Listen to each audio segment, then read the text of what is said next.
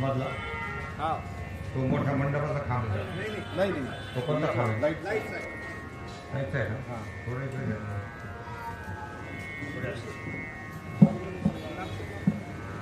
थोडं मागे.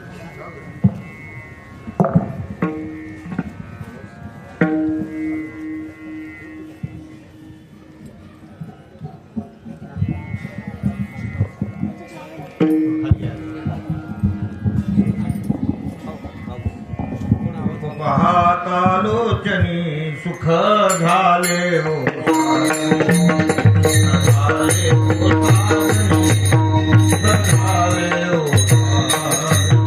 पाहता लोचनी सुख झाले हो साधने सुख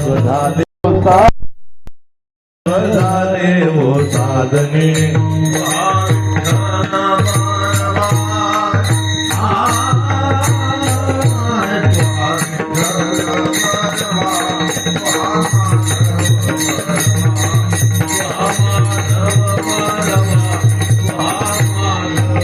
तो हा विठ्ठल बलवा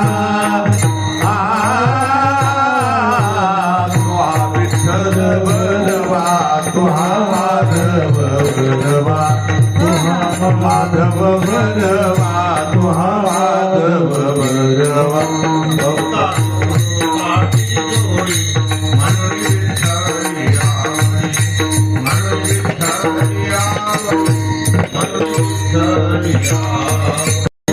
संस्कृताची जोडी मौन विठ्ठली आवडी मौन विठ्ठली आवडी मौन विठ्ठली आवडी तो हा विठ्ठल परवा तो हा विठ्ठल परवा तो हा माधव बरवा तो हा माधव बरवा तो हा माधव बरवा विठ्ठल बलवा विठ्ठल बलवा माधव बलवा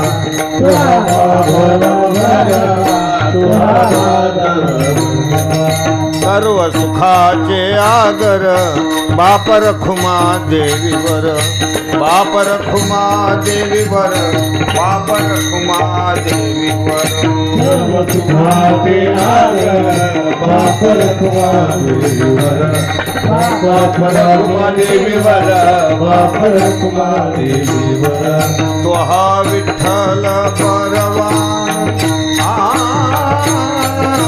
तो हा विठ्ठल परवा तो हा माधव बरवा तो हा माधव बरवा तो हा माधव बरवा विठ्ठल बरवा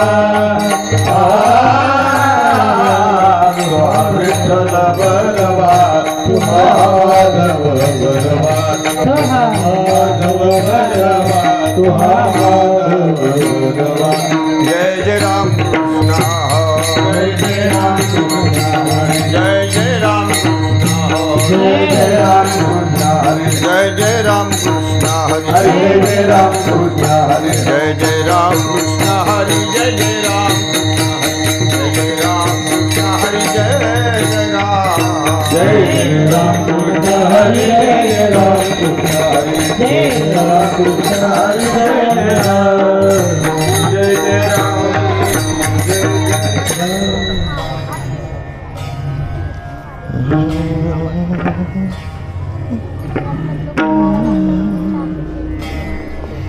पवित्र सोवळी एकतीच भूमंडळी एकतीच भूमंडळी एकतीच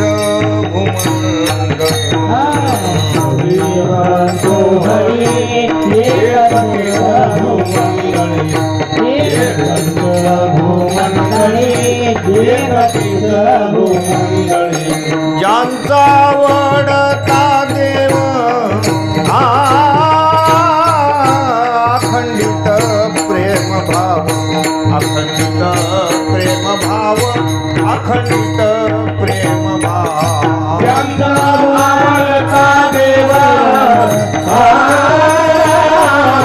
अखंडित अखंडित प्रेम भाव अखंडित प्रेम भाव अखंडित प्रेम भाव हातीच भाग्यवंते सरती पुरती धन विद्ये सरती पुरती धन विद्ये सरती परती धन विद्ये भाग्यवंत सरती पुरती धन विद्ये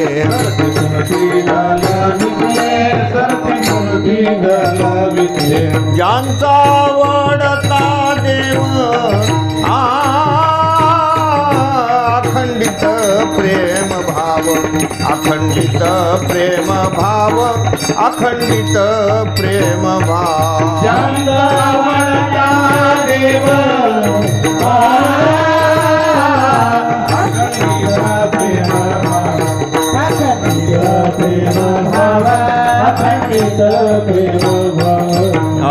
तुका म्हणे देवा त्यांची केल्या पावे सेवा त्यांची केल्या पावे सेवा त्यांची केल्या पावे सेवा म्हणे देवा त्यांची केल्या पावे सेवा त्यांची केल्या पावे सेवा त्यांची केल्या पावे सेवा ज्यांचा आवडता देव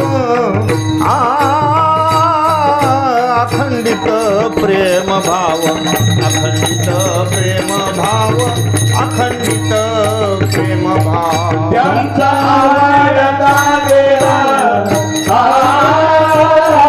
अखंडित प्रेम भाव अखंडित प्रेम भाव अखंडित प्रेम भाव विठोबा रखुमाई विठोबा रखुमाई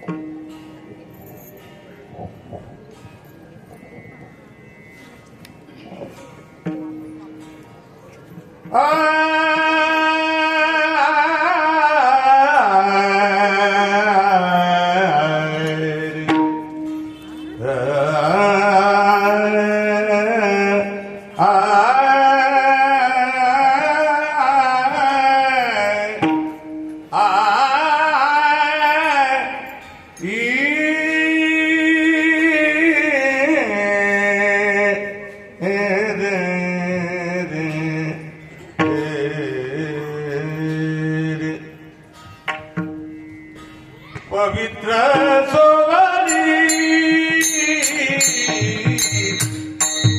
पवित्र सोवली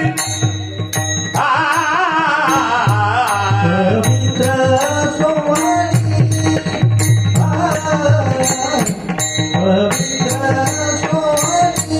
पवित्र सोवली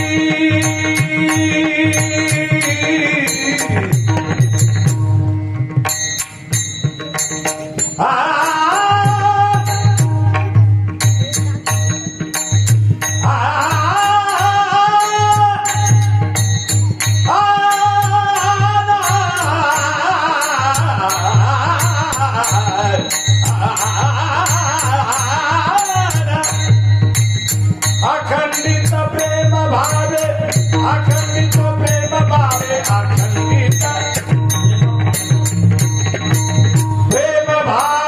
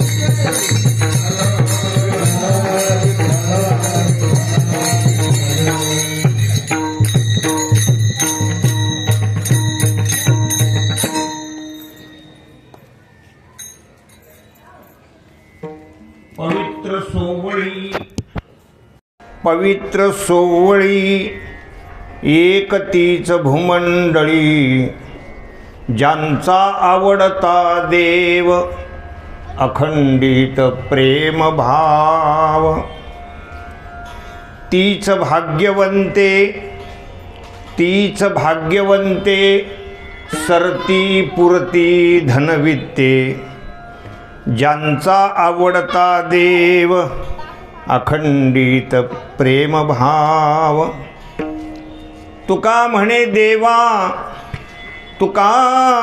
देवा त्यांची केल्या पावे सेवा, ज्यांचा आवडता देव अखंडित प्रेम भाव. विठ्ठल विठ्ठल.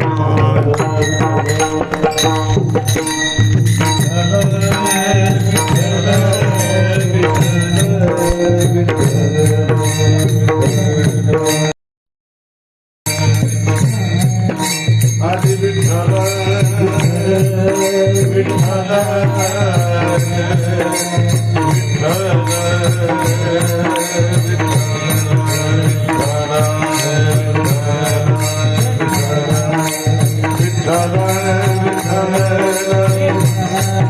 विठ्ठल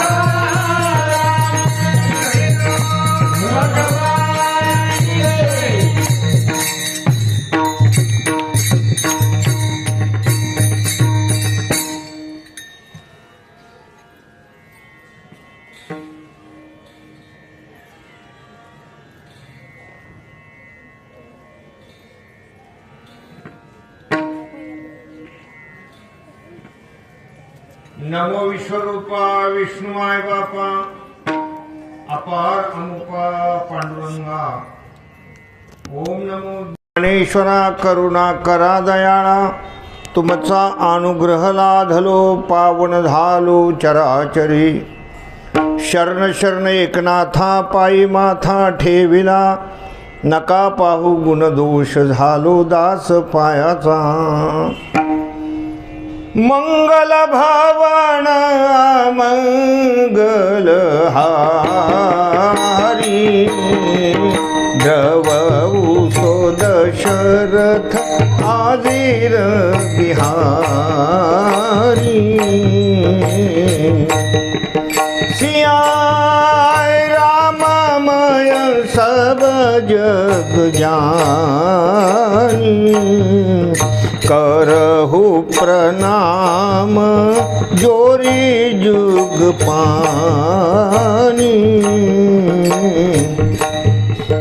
पवन तनय भक्तन हितकार, हृदय विराजत आवद बिहारी.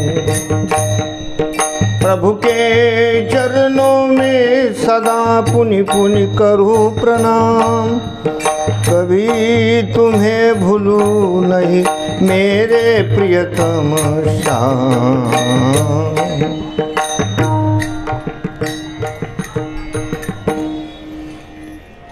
पवित्र सोवळी एक तीच भूमंडळी, ज्यांचा आवडता देव अखंडित प्रेम भाव. प्रस्तुत प्रसंगी सेवेकरता निवडलेला अभंग श्रीमान जगद्गुरु जगद्वंदनीय महाराष्ट्र भूषण वैराग्यमूर्ती तुकोबाराय यांचा हा 4 कडव्याचा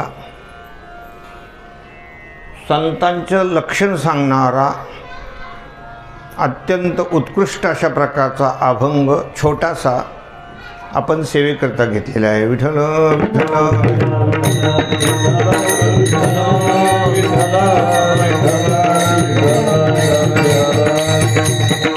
तसे अभंगात काही फार शब्द नाहीत, फार मोठा अभंग नाही, अभंग छोटासा आहे, पण अर्थाच्या दृष्टीनं खूप व्यापक आहे.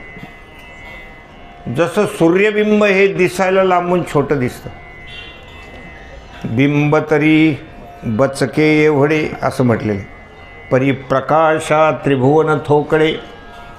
सूर्योदयाच्या वेळेला आपण बघतो की सूर्यबिंब किती दिसत असतं, एवढं दिसतं, पण प्रकाश कसा आहे.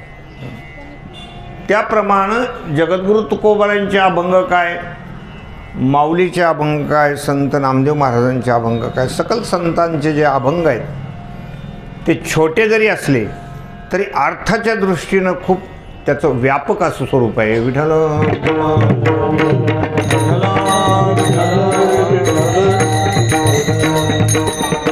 अगोदर तुम्हाला या अभंगाचा थोडक्यात अर्थ सांगतो. म्हणजे अभंगाची एक ज्याला आपण म्हणतो भूमिका. एखादी जर मोठी बिल्डिंग बांधायची असली तर बेसमेंट चांगला पक्का पाहिजे, आहे की नाही. त्याच्यावर इमारत कशी तुम्ही उभी करा, तसं सुरुवातीला बेसमेंट म्हणून तुम्हाला एकदा सांगून देतो, म्हणजे तुमच्या लक्षात येईल की ह्या अभंगाचा काय भाव आहे म्हणून. ज्यांच्या जीवनामध्ये केवळ भगवंताचीच आवड निर्माण झालेली आहे, ज्यांना आपल्या जीवनामध्ये देवाशिवाय इतर काहीही आवडत नाही, एक परमात्माच आवडतो, आणि त्या भगवंतावर ज्यांचं अखंडित प्रेम आहे, म्हणजे खंडित नाही, उन्हाळी पावसाळी भक्ती नाही, अखंडित. आता हा आपण सप्ताह करतो, याचं नाव काय आहे, अखंड हरिनाम सप्ताह. म्हणजे याच्यामध्ये नामखंडन करायचं नाही, म्हणजे कॉलनीतल्या लोकांनी मिळून ते सतत चालू ठेवायचं का कोणाला उक्त द्यायचं. नाम पहारा कोणी करायला पाहिजे, ज्या कॉलनीमध्ये सप्ताह होतो त्या सप्ताहामध्ये त्या कॉलनीत राहणाऱ्या लोकांनी करायला पाहिजे. जसं आम्ही गजानन कॉलनीमध्ये सप्ताह करतो, दिवसभरामध्ये महिला मंडळी नाम पहारा घेतात, रात्रीच्या वेळेला पुरुष मंडळी, कॉलनीतच लोक आहेत. पण आता इथली मला काही पद्धत माहिती नाही की इथं तुम्ही उक्त दिलेले का काय, मला माहिती. इथलं मला माहिती नाही. इथं कॉलनीतले लोक करतात का माणसं बोलवलेत, भाऊ पहारा नाहीच. बापरे, मग तर तुम्ही सगळं मोकळे झाले, मग तर काही प्रॉब्लेमच नाही. पण नाम सप्ताह म्हटलं की त्याला अखंडित पहारा असणं फार गरजेचं आहे, आणि त्या पहाऱ्याला आपण स्वतः करायला पाहिजे. जसं वैकुंठवासी प्रातस्मरणी कंधारकर महाराज सांगायचे, बोहल्यावर जसं प्रतिनिधी चालत नाही, तिथं जसा मनुष्य आपला स्वतःच उभा राहतो, ज्याचं असेल त्याचं, त्याला प्रतिनिधी चालत नाही, तसंच नाम सप्ताह म्हटलं, त्याच्यात नाम पहारा घ्यायचा म्हटलं की ज्या कॉलनीमध्ये तो सोहळा, तो उत्सव होतो, त्यांनी ते करायला पाहिजे. भागवत सप्ताह जरी असला तरी तुम्ही कीर्तन वगैरे हे सगळं करीत असल्यामुळं नामस्मरण करणं, अखंड नाम पहारा करणं हे पण त्याच्या मागे अत्यंत गरजेचं होतं. बरं झालं यावर्षी मला कळलं, पण पहारा हा करायलाच पाहिजे, पहारा हा करायला पाहिजे अखंड. कारण आपला या अभंगातला शब्द काय, अखंड, अखंडित प्रेमभाव. महात्मा पुरुषांनी तर पूर्ण जीवनाचा एक एक श्वास भगवंतासाठी दिलेला आहे. आपण 7 दिवस देऊ शकत नाही का, 7 दिवस तरी आपण नामचिंतन हे करायला पाहिजे, आणि खूप प्रेमाने करायला पाहिजे, खूप प्रेमाने करायला पाहिजे, अखंड अशा प्रकारे. अखंड खंडेना, हा सोडा, खालीवर झालं का, अखंड खंडेना जीवन, अखंड खंडेना जीवन,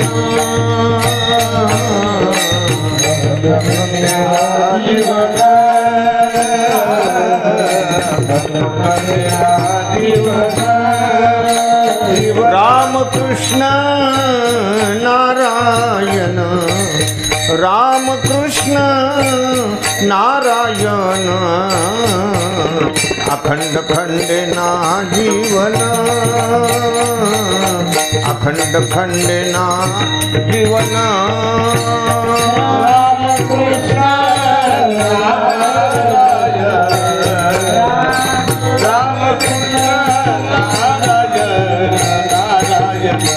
अखंड खंडेना जीवन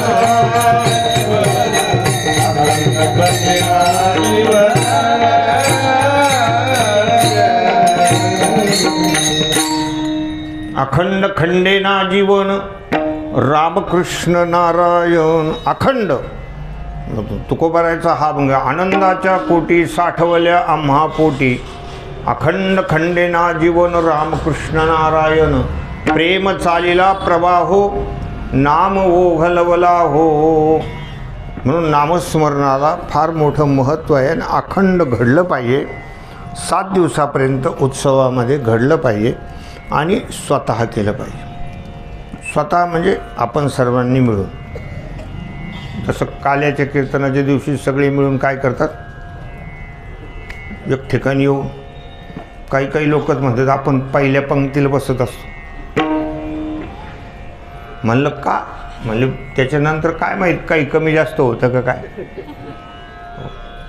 ती जशी माणसाला आवड असते पहिल्या पंक्तीला जेवायची गरम गरम, तितक्या आवडीनं नामस्मरण झालं पाहिजे, तितक्या आवडीनं केलं पाहिजे. आम्ही त्या आंतरवालीकडे गेलो होतो एकदा. आमचे वडील होते त्यावेळेला, त्यांचं कीर्तन होतं. मी त्यांच्याबरोबर जर राहायचो तर त्यावेळेला बैलगाडीतला प्रवास राहायचा. बैलगाडीतून आम्ही चाललो होतो. एक गाव लागलं मध्यंतरी, तर त्या मंदिराच्या मागे एक जण असं विणा वाजवत होता आणि ते पण विणा असं तुराटीच्या काडीनं, बोटाने पण नाही, तुराटीची काडी होती अशी, असं वाजवायचं. बरं, मुखामध्ये नामस्मरण नाही, मुखामध्ये नुसतं असं मोठ्याने आवाज करायचा, हे हे असा आवाज करायचा आणि इकडं तुराटीच्या काडीनं वाजवायचं. म्हणलं काय नेमकं काय प्रकार आहे. आमचे वडील म्हणले एकदा विचारून नये काय आहे नेमकं. हा याने गळ्यात विणा कशाला घेतला आहे आणि पुन्हा हातामध्ये जाड तुराटीची काडी घेतलेली आहे, नेमकं आहे काय. मी तिथे गेलो. म्हणलं बाबा हे काय चाललेलं आहे. म्हणले काही नाही, आमच्या गावात सप्ता बसलेलं आहे आणि पहारा आम्ही उक्ता घेतलेला आहे असं. आणि आम्ही पण पहारा उक्ता घेतला नसता ही आमची बाजरी काढायला आली म्हणले. म्हणलं पहाराची पहारण त्या राखणची राखण, म्हणजे आमचं हे बाजरीचं राखण बी होतं. म्हणून मी काही नामस्मरण करत नाही, म्हणजे पाखरं हाणीत असतो असे. कोणतं प्रेम आहे बघा. म्हणून मुद्दाम तुम्हाला सांगतो की नामस्मरण हे फार महत्त्वाचं आहे. ज्यांचं अखंडित भगवंतावर प्रेम आहे, अशा प्रकारचे जे आहे अखंडित प्रेमभाव, ज्यांना जीवापाड परमात्मा आवडतो, जीवापाड. बहु आवडशी जीवा पासोनिया तुझी आन वाहिन गा देवराया. बहु आवडशी जीवा पासोनिया. जीवापाड ज्यांचं भगवंतावर प्रेम आहे, असे जे कोणी असतील ते या भूमंडळामध्ये कोणीही असो ते पवित्र आहेत. तेच खऱ्या अर्थानं सगळ्या विटाळापासून अलिप्त झालेले. म्हणजे सोवळी. आपण सोवळा हा जो शब्द आहे, सोवळा आणि ओवळा. सोवळा कशाला म्हणतो की त्याला कोणी काही शिवाशिवी करू नये. ते सोवळं नाही घालत का पूजेला यायला, किंवा स्वयंपाक करतात ब्राह्मण लोक. आमचा स्वयंपाक कशात आहे, सोवळ्यात आहे. सोवळ्यात म्हणजे त्याला कोणी हात लावायचं नाही, शिवायचं नाही, त्याला सोवळ्यात म्हणतात. एकदा आम्ही असं त्यांच्या पंक्तीला गेलो होतो जेवायला, तर ते कोणीतरी शिऱ्याच्या भगुन्याला हात लावला, तर त्यांनी नाही खाल्ला. ते म्हणले सोवळ्यातलं आहे ते, आता नाही चालणार. मग सोवळा याचा अर्थ असा आहे की त्याला कुठल्याही प्रकारचा स्पर्श नाही झाला पाहिजे, विटाळ नाही झाला पाहिजे, याला सोवळा म्हणतात. तर तेच खऱ्या अर्थानं जीवनामध्ये या भूमंडळामध्ये खऱ्या अर्थानं पवित्र आहेत, खऱ्या अर्थानं अत्यंत शुद्ध आहेत, अत्यंत त्या ठिकाणी सोवळे आहेत. पुन्हा या ठिकाणी या अभंगामध्ये सांगितलेलं आहे की या जीवनामध्ये तेच खऱ्या अर्थानं वृत्तीनं श्रीमंत आहेत, खऱ्या अर्थानं जमीनदार आहेत, खऱ्या अर्थानं धनवान आहेत हो. आणि अधिकार संपन्न. कोण? ज्यांचा आवडता देव. आता काय झालं, इथं विण्याचाही आवाज काही येत नाही. आता सगळा लोड आमच्या शशिकांतवर आले आहे की नाही. एका खांबावर द्वार काय आता.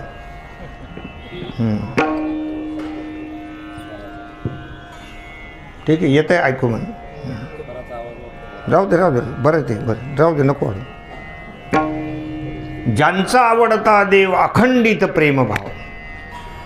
हा त्या अभंगाचं हे ध्रुपद आहे की ज्यांच्या परमात्मा आवडता आहे आणि ज्यांचा अखंड प्रेम भगवंतावर आहे ते जीवनामध्ये खऱ्या अर्थाने पवित्र आहेत, तेच सोहळे आहेत, तेच धनवान आहेत, तेच जमीनदार आहेत, तेच ब्रह्मांड नायक आहेत, तेच सगळ्यात उत्कृष्ट आहेत असं त्या अभंगात वर्णन आहे. आणि असे जे कोणी भक्त असतील त्यांची जर आपल्याला सेवा घडली तर ती सेवा देवाला पण आवडते. भगवान परमात्मा खुश होतात. भगवंताची सेवा नाही करतात त्यांची जर केली तर एका कामात दोन काम. म्हणजे वेगळ्या रीतीनं देवाची सेवा करायची गरज नाही. त्यांची सेवा घडली की ती भगवंताला आपोआपच प्राप्त होते. परमात्मा त्यांच्या सेवेनं संतुष्ट होतो. असा या अभंगाचा थोडक्यात अर्थ आहे. विठ्ठल.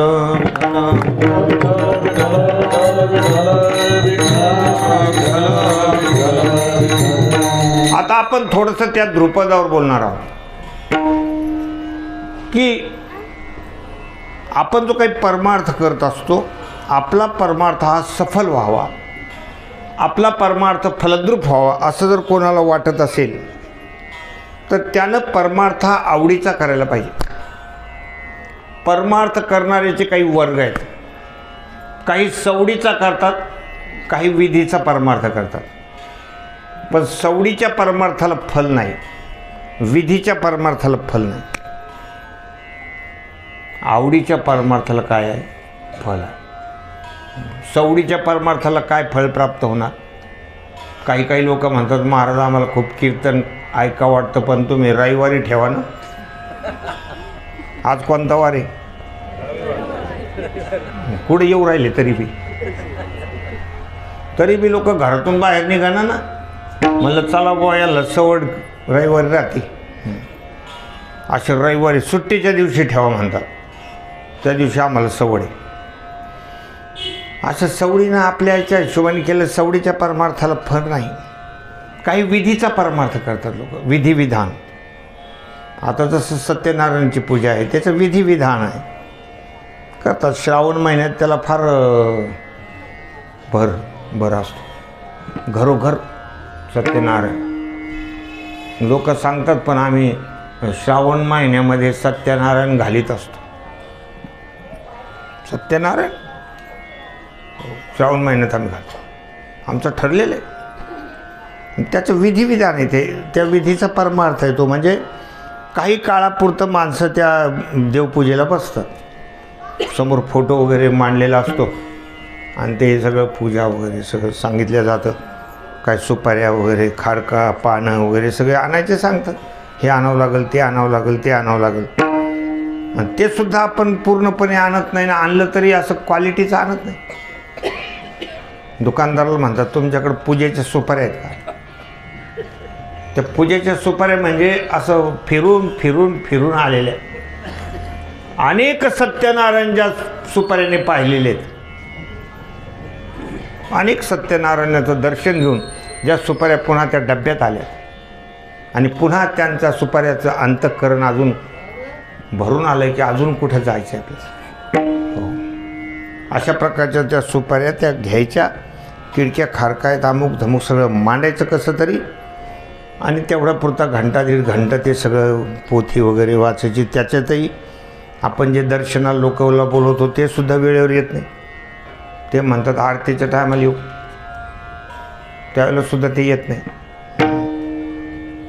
ते सगळं तिथे आपण करत असतो. विधिविधान वगैरे सांगितलेलं पण भगवंताच्या समोर जे काही गोष्टी ठेवल्या जातात त्या फार थोड्या प्रमाणामध्ये असतात.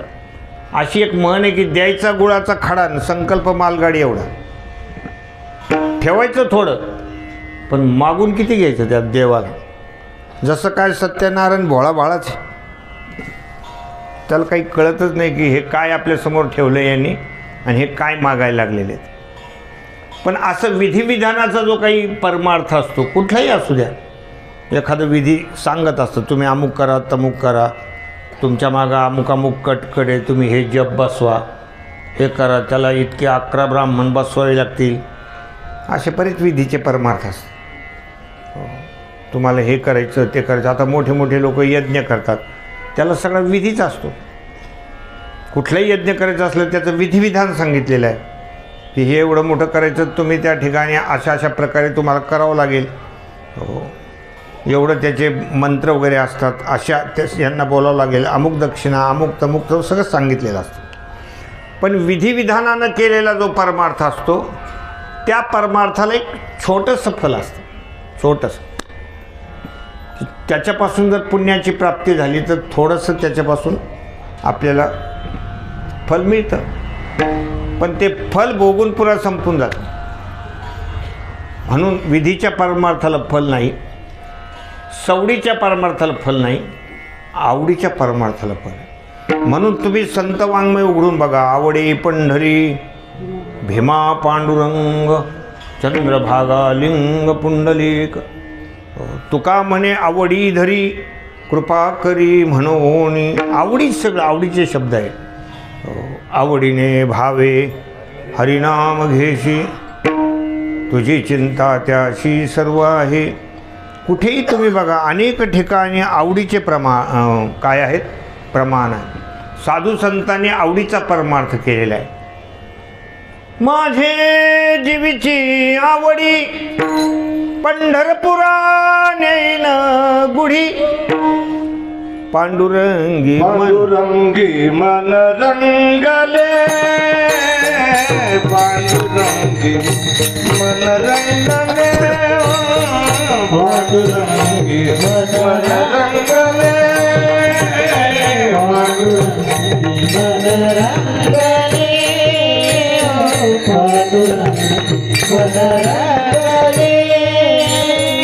गोविंदा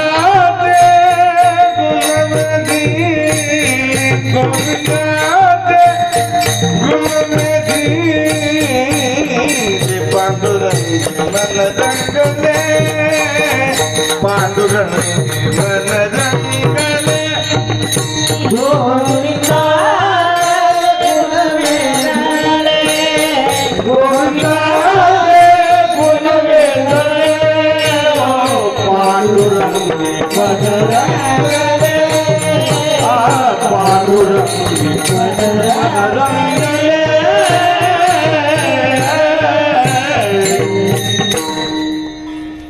माझे जीवीची आवडी पंढरपुरा नेन गुढी, पांडुरंगी मनरंगले. आवडी, जीवीची आवडी.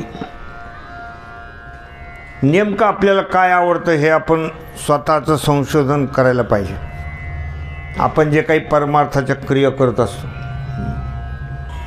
आता हे सगळे परमार्थाच्या क्रिया आहेत. आता किती या शहरामध्ये जवळजवळ 300-350 सप्ताह होतात.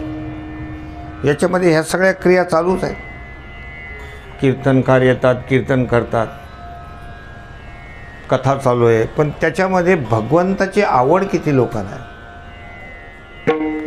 आपण कोणत्या या ठिकाणी आवडीनं हे सगळं करत आहोत याची तपासणी आपल्यालाच करावं लागेल ना. आपला अधिकार काय आहे, आपण नेमकं करतोय काय, आपल्याला खऱ्या अर्थानं देव आवडतो का संसारातल्या गोष्टी आवडतात, हे सगळं आपणच बघायला पाहिजे. बाकी दुसऱ्याच्या अंतःकरणातलं आपल्याला काय कळणार.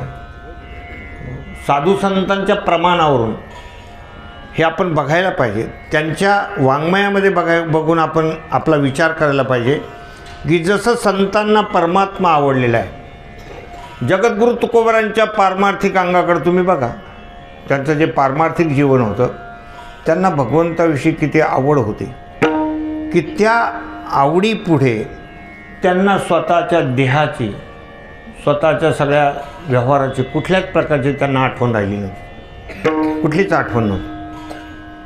तुम्ही बघा त्यांच्या आवडीचा विषय. सकाळी एकदा त्यांनी विणा घेऊन ते निघाले की घरीच कधी निरोप वगैरे देत नव्हते, घरी काही सांगत नव्हतं. म्हणजे स्वतःच्या खाण्यापिण्याची सुद्धा चिंता वहन केली नाही, खाण्यापिण्याचा सुद्धा विचार नव्हता. तर आपण कुठे गेलो तर डब्बा बिबा आहे की नाही, असं काहीच चिंता नव्हती. ते निघाले की बस नामस्मरणाची एवढी आवड होती की नामस्मरण करत करत करत करत भांडार डोंगर, भामचंद्र डोंगर, घोरड्या डोंगरावर जायचं आणि खूप नामस्मरण करायचं. खूप एकनाथी भागवताचे पारायण करायचे, ज्ञानेश्वरी पारायण करायचं, भगवंताचं ध्यान करायचं. त्या गोष्टीची एवढी आवड होती की महाराज स्वतःच्या देहगेहाला विसरून गेले होते. नकळी दिवस की राती अखंड लागली से ज्योती, आनंद लहरीची गती वर्णू मी किती तया सुखा. असं महाराजांचं हे जीवन होतं. दिन रजनी हाची धंदा, दिन रजनी हाची धंदा,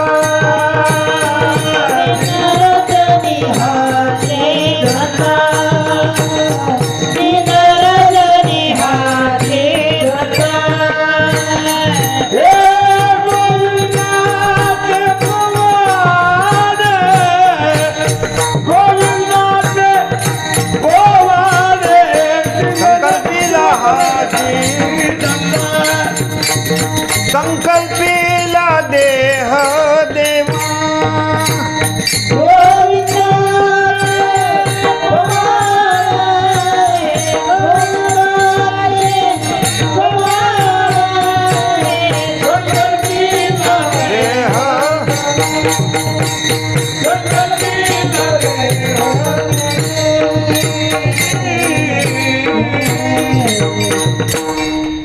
दिनरजनी. पहा महाराजांच्या परमार्थाची उंची. आपल्याला तर थोडासा वेळ झाला भजनाला तर आपण म्हणतो महाराज शुद्धीवर आहे का नाही. काल्याचे कीर्तन जर थोडंसं लांबलं तर लोक काही काही कानात जाऊन सांगतात महाराज कडी झालेली आहे, तुम्हाला सुगंधी आहे ना का. म्हणजे आपली आवड वेगळी आहे. आपल्याला आमच्या गावात एक माणूस होता, त्याचं नाव सांगत नाही तुम्हाला, पण गोष्ट खरी आहे. का सांगत नाही नाव, काय लोकांना इकडचे तिकडं करीत असते. बऱ्याच लोकांना हा उद्योग असतो की इकडचं ऐकायचं, तिकडं जाऊन सांगायचं, तिकडं सांगायचं, आणि दोघांचं भांडण लागलं मग ते म्हणतात कृतकृत्य झालो, इच्छा केली ते पावलो. म्हणून तुम्हाला मी नाव सांगत नाही. पण तो मनुष्य असा होता की प्रत्येक सप्ताहाला हजर, गावगाव फिरायचं. या सप्ताहातून त्या सप्ताहात, त्या सप्ताहातून त्या सप्ताहात. घरी कधी मध्ये येत होता. महिन्यातून काहीतरी 1-2 दिवस यायचा, नाही तर 12ही महिने तो सप्ते ऐकायचं, सप्ताहात फिरायचं. पण घरी आल्यानंतर जर त्याच्याजवळ कोणी बसलं तर तो बोलायचा काय हे तुम्हाला सांगतो. काय त्या गावाला बुंदी झाली राव, त्याला म्हणते बुंदी. मी अमुक माऊलीच्या घरी जेवायला गेलो होतो, काय त्या माऊलीनं वांग्याची भाजी केली, याला म्हणायचं वांग्याची भाजी. हो, मग काय ते चक्का दही होता. अशा खाय प्यायच्या गोष्टी करायच्या. तिकडं कुठं म्हणले आम्ही जिलबीच खाल्ली, अमुक तमुक गोष्टी करायच्या तो नेहमी. मग त्याला जर कोणी विचारलं की तुम्ही सप्त्याला जाता ना, म्हणले हो. मग तिथं काही कीर्तन वगैरे ऐकत नाही. हा ते तर चालूच राहतं, ते चालूच राहतं. पण आमटी म्हणजे आमटीच झाली भाऊ. तुम्ही एखाद्या महाराजाचं कीर्तन वगैरे ऐकलं का? हा, कोणत्या अभंगावर ऐकलं? ते आपले तुकाराम महाराजांचे अभंग. अरे ठीक आहे बाबा, पण एखाद्या महाराजांनी काय सांगितलं हे तर सांग ना. नाही ते कसं आहे, सगळे महाराज एकच सांगते, त्यांचं सगळं एक धोरणी काम असतं. हो, पण तुम्ही तिकडे यायला पाहिजे होतं. काय लोक काय ती पंगत बापा. म्हणजे जरी तो सप्ताहाला फिरत असला तरी आवड कशाची, हो. अशी गोष्ट आहे महाराज. भक्ती ज्याची थोडी, हा भक्ती ज्याची थोडी, पूर्ण विषयाची गोडी, पूर्ण विषयाची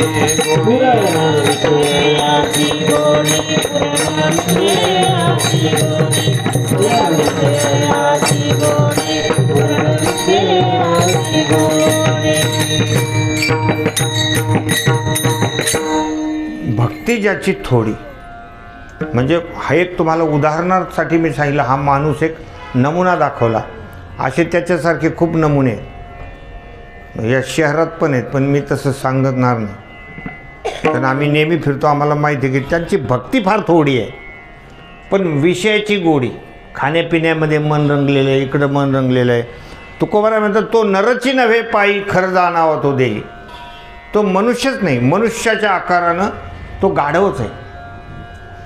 साधू संतांना या गोष्टीची फार चिरड आहे की ज्यांना संसारातल्या गोष्टी जास्त आवडतात, भगवंताविषयी एवढं त्यांचं प्रेम नाही.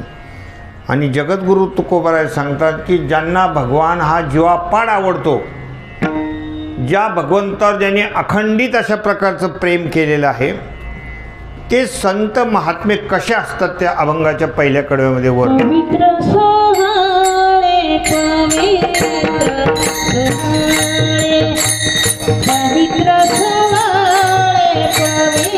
पवित्र सोहळे, पवित्र सोहळे, पवित्र सोहळे,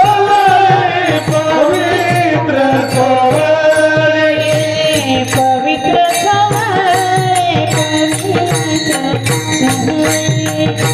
पवित्र सोहाळे, पवित्र सोहाळे, पवित्र सोहळे, पवित्र सोहळे, पवित्र सोहळे, पवित्र सोहळे.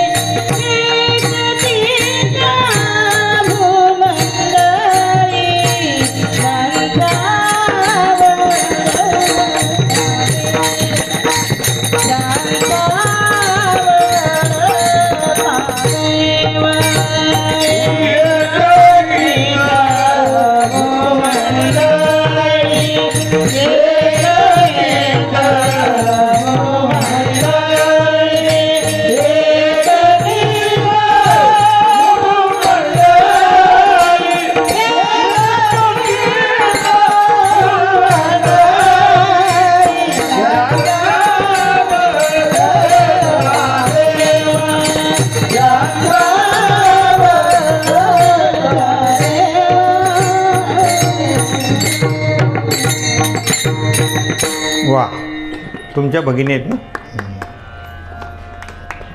छान. कसं आहे, महिला मंडळीला थोडंसं भगवंताचं वरदान. ब्रह्मदेवानं असं करायला नव्हतं पाहिजे. आता आपण तरी काय करणार, एवढ्या मोठ्या माणसाला कोण भांडणार आहे. ब्रह्मदेव ना तो सृष्टी निर्माण करणार आहे. त्यांनी काय केलं, महिला मंडळाच्या कंठामध्ये आणि माणसाच्या कंठामध्ये अशा 2 पट्ट्या टाकून दिल्या. आपली पट्टी म्हणजे चालू स्वरावर आहे आणि ते सहजच स्वर त्यांचा वरचा लागतो. म्हणजे तारसप्तकाचा जो आहे ना, तो सहजच लागतो. ती त्यांना मिळालेली गॉड गिफ्ट आहे. म्हणजे भगवंतानं दिलेलं आहे, ब्रह्मदेवानं दिलेलं आहे. आपला कोणाचा सल्ला न घेता दिलं त्यांनी करून. पण आता त्याला पुन्हा सजवणं. आता या ज्या गायलं यांनी आणखी मस्तपैकी चाली वगैरे बसवणं. आमच्या सुरडकर महाराजांच्या त्या भगिनी आहेत, मग घराण्यामध्ये ते गायन आहेच.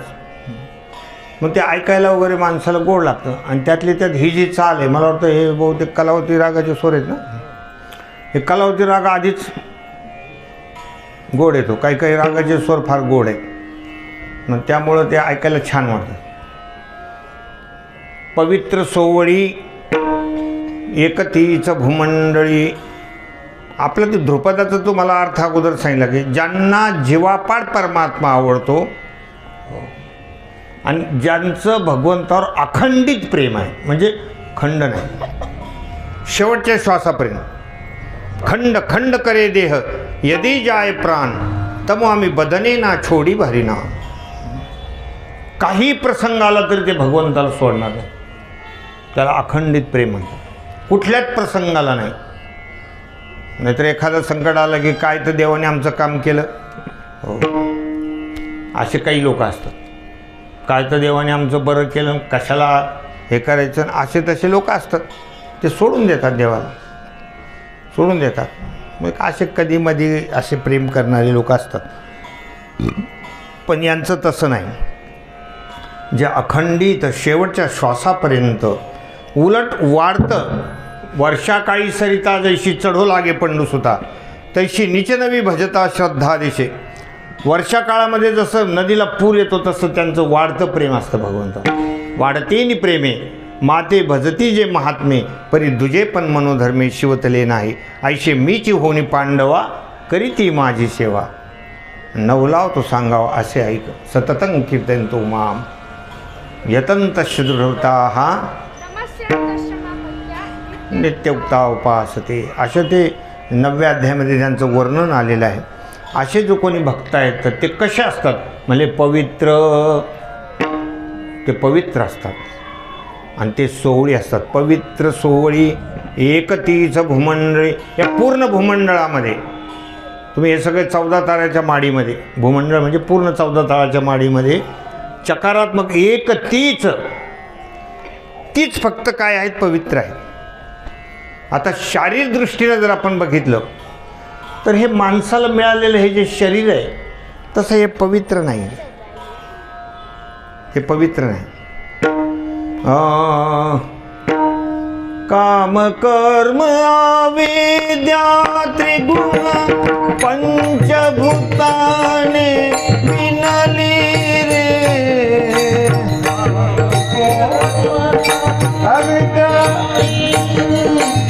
पंचभूताने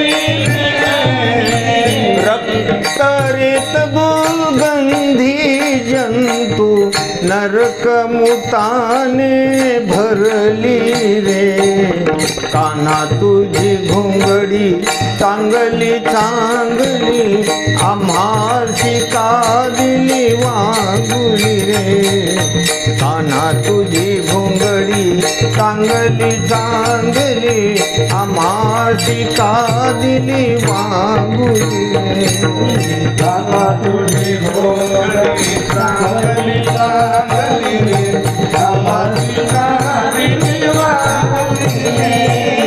काना तुझी घोंगडी चांगली चांगली आम्हाशी का दिली वागुली रे. हे शरीर पवित्र नाही आहे. काम कर्म अविद्या त्रिगुण पंचभूताने विनरी रे. आणि रक्त रेत दुर्गंधी जंतू नरकमुताने भरली रे. 9 ठाई फाटून गेली ते तो आम्हाशी दिली. एक तर 9 ठिकाणी फाटलेलं हे शरीर आहे. 9 दरवाजे आहेत त्या शरीराला. डोळ्याचे 2, नाकाचे 2, कानाचे 2, तोंड असे 9 दरवाजे आहेत. मलमूत्र विसर्जन करणारे असे. आणि असं एकही दरवाजा नाही की ज्या दरवाजामध्ये काही क्वालिटीचा माल येतो. इतकं घाण हे शरीर आहे. डोळ्यामध्ये चिपडे येतात, चिकट पाणी येतं. काही ते फार चांगलं असतं का? हां, एखाद्याच्या डोळ्यात चिपडे आले तर आपण काही त्याच्याकडं फार सुंदर ते ध्यान म्हणून बघतो का? माणसं म्हणतात नाही रे खेच तरी येते त्याला चिपडे काढ. नाकात जे काही येतं ते नाकात तरी काही फार चांगलं मटेरियल आहे का? माणसाला पाहवत नाही. कानात लोक काही बोटं घालू असे काही म्हणतात का? काय इतक्या क्वालिटी ते मळबेळ बाहेर निघतो. आणि बाकीचं तर मग बोलायचंच काम नाही. बाकीचं तर मग नाकाला पदर लावूनच काय. इतकं हे शरीर घाणेरडं आहे. नाही याच्यामध्ये काय नाही. आवर हे वरून कातडीनं वगैरे मडवलेलं आहे आणि हे जे केस आहे त्याचे खिळे मारून हे फिट केलेले. नाही तर तुम्ही कोणती गोष्ट अशी कापून पहा, असा चिरा देऊन पहा, आतमध्ये सगळी घाण. कोणताही तुम्हाला वाटलं हाताला कापून पहा, पायाला कापून पहा, इथं नका, घरी गेल्यावर पहा. कोण म्हणे ब्लेड आहे ते दाखव इकडे. कुठे बी पहा तुम्ही, सगळं घाणच आहे आतमध्ये. म्हणजे असं हे अपवित्र शरीर आहे. आणि ज्यांचं भगवंतावर प्रेम आहे ते तुकोबारा म्हणतात पवित्र. हो, ते पवित्र आहे. जे अहोरात्र नामस्मरण करणारे, भगवंतावर अखंडित प्रेम करणारे, त्यांचं हे शरीर पवित्र आहे. इतकं पवित्र आहे की गंगेला सुद्धा ते पवित्र करणार आहे. मोक्षाचे तीर्थ न लगे वाराणसी, येती तयापाशी अवघे जन, तीर्थाशी तीर्थ झाला तोची एक, मोक्षतेने दर्शने, मोक्षाचे तीर्थ न लगे वाराणसी. ते इतकं पवित्र आहे की त्याला काशीला सुद्धा जायची गरज नाही. वाराणसी म्हणजे काशी, वरुणा आणि आशी असा तो संगम असल्यामुळं त्याला काशी म्हणतात. काशीला जाऊ नका. एखाद्याच्या जीवनामध्ये बद्रीनारायणाला त्याचं जाणं नाही झालं, काही पैशाचा अभाव असतो, काहीची तब्येत साथ देत नाही, लांब लांब कुठं फिरता येत नाही तीर्थयात्रेला. जर आपल्या जीवनामध्ये हे तीर्थयात्रा नाही घडली आणि त्यांना जर अशा महात्म्याचं दर्शन घडलं तर सगळे तीर्थाचं पुण्य त्यांना मिळतं, सगळ्या तीर्थाचं. तीर्थाची अपेक्षा स्थळी वाढे धर्म, जाणते वर्म जाणते नो, जाना हे वर्म जाणते नो, जाना हे वर्म जाणते नो. तीर्थाची अपेक्षा वाढे धर्म, ऐसे जाना वर्म जाणते नो, ऐसे जाना वर्म.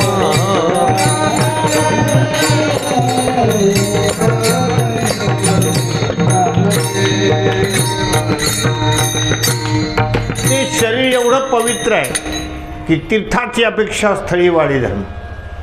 तीर्थाला नाही जाणं झालं तर तुम्हाला फक्त त्यांचं दर्शन घडलं, त्यांच्या शरीराला नुसता स्पर्श झाला. तसं बघितलं तर हे अपवित्र शरीर आहे, पण त्यांचं नाही. त्यांची काया ब्रह्मीभूत असते. ब्रह्मीभूत काया होतशे कीर्तनी, भाग्य तरी ऋणी देवा ऐसा, कीर्तन चांग होय अंग हरिरूप. ते भगवंतावर प्रेम करणारे जे काही भक्त असतात त्यांचं शरीर पवित्र असतं. म्हणजे हे जे काही ते मटेरियल आहे, घाणेरडे, हे त्यांच्या शरीरात नसतं असं नाही आहे, असं नाही, तसा तो प्रकार नाही आहे. पण त्यांच्या अशा प्रकारच्या या शरीरालाच एवढं मोठं पावित्र्य निर्माण होतं की त्यांना हात लावला, त्यांचं दर्शन घेतलं तर आपल्याला सगळे तीर्थ घडतात, सगळे तीर्थ घडतात. ते भगवान रामचंद्र प्रभू, लक्ष्मणजी वगैरे, सीताजी हे सगळे अरण्यात गेले तर भरत गेले होते त्यांना आणण्यासाठी. तर ज्या वेळेला प्रयागराजामध्ये भरतानं स्नान केलं, त्या प्रयागराजामध्ये ज्या वेळेला भरतजी उतरतात तर तिथे एक असं दृश्य बघितलं महाराज. ते जे ऋषी त्यांना भेटले होते, त्यांचं नाव काय त्या ऋषीचं माहिती ना तुम्हाला? हां, की ज्यांचा संवाद आहे दोघांचा, भरतजींचा आणि त्यांचा संवाद आहे, ते त्या ठिकाणी थांबले होते. भारद्वाज मुनी. तर ते भारद्वाज मुनी जे आहेत त्यांनी ते बघितलं होतं दृश्य डोळ्यानं की ज्या वेळेला प्रयागराजामध्ये भरतांनी प्रवेश केला तर तीर्थात स्नान करण्याची पद्धती अशी आहे की अगोदर त्याचं दर्शन घ्यावं लागतं. किंवा मी हे माझे जे पाय आहे मी आता तुमच्यामध्ये ठेवणार आहे, मला क्षमा करा, असं म्हणून तीर्थामध्ये आपण प्रवेश करायला पाहिजे. असं त्याच्यात बुडक्या मारायच्या आणि त्याच्यात थुकायचं आणि त्याच्यात कपडे धुवायचे, हे सगळ्या कोणाला काहीच माहीत नाही राहत. काही लोक तिथं महिलासुद्धा त्याच्यात कपडे आपटीत बसते, गंगे त्याच्यात ते तिथं करीत नाही बरं, गंगेत ते चालत नाही, त्याचं पावित्र्य आहे तिथं, ते काही काय खोकरायचं ते काहीच नाही. पुन्हा बाहेर आल्यानंतर स्नान करून आल्यानंतर ते सगळं पाणी अंगावर वाळून द्यावं लागतं. लगेच आल्या लगेच खरडू पुसून नाही घ्यायचं, राहून देणं काही ते तीर्थाचं ते तीर्थ आहे ते. अशा प्रकारचं हे तीर्थ आहे. त्या तीर्थामध्ये भरतजी ज्यावेळेला पाऊल ठेवतात नमस्कार करून, आतमध्ये गेल्याबरोबर भारद्वाज मुनीला असं दृश्य दिसलं की ते प्रयागराजाला उतावीळ झालेलं आहे त्यांना स्नान घालण्यासाठी, आणि प्रयागराजाने असं त्यांना आंघोळ घातली. मग आपण आतमध्ये गेल्यानंतर काय करत असतो, आपण स्वतः बुडी मारतो, अंगावर पाणी घेतो, तीर्थ घेतो, पण तसं दृश्य नव्हतं ते. प्रयागराजालाच इतका आनंद झाला की हजारो कोट्यावधी पापी लोक माझ्यामध्ये स्नानाला येतात, आणि त्याच्यामुळं मला जे काही कालिमा निर्माण झालेलं आहे ते आज महात्मा पुरुष माझ्यामध्ये आले, आज मी पवित्र होणार आहे. म्हणून ते प्रयागराज स्वतः भरताना आंघोळ घालू लागले. ते दृश्य भारद्वाज मुनीनं बघितलं महाराज. भारद्वाज मुनी म्हणतात, धन्य भरत तुम जस जग जयऊ, कही अस प्रेम मगन मुनी भयऊ. धन्य धन्य आहे म्हणले तुमची, हे प्रयागराजाला तुमच्या येण्यामुळं खूप आनंद झाला. हे सगळे तीर्थ या पापी लोकांच्या स्नानानं ज्यांना मालिन्य प्राप्त झालेले, ते मालिन्य घालवण्याचं स्थान तीर्थाचं. तीर्थे तया ठाया येते पुनीत व्हावया, पर्वकाळ पाया तळी वशे वैष्णवा. इतके ते पवित्र असतात. कोण पवित्र असतात? ज्यांचं प्रेम भगवंतावर, ते एवढे पवित्र असतात की तीर्थाला सुद्धा पावित्र्य निर्माण करून देण्याचं सामर्थ्य त्यांच्यामध्ये असतं. भगवान 36 वर्ष शांतीब्रह्मनाथ महाराजाच्या घरी काम करायचं. तुम्हाला सगळ्यांना माहिती आहे. 12 वर्ष राहून 3 नावानं भगवान राहिले. श्रीखंड नावानं होते, केशवपंत, विठ्ठलपंत नावानं, असं 12 वर्ष भगवान स्वतः नाथाकडं काम करायला होते.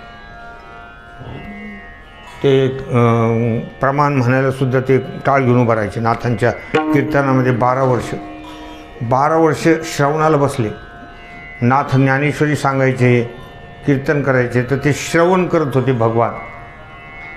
विठ्ठलपंत, केशवपंतांनी असं 12 वर्ष श्रवण केलं, 12 वर्ष कीर्तनाला साथ केली, आणि 12 वर्ष घरातले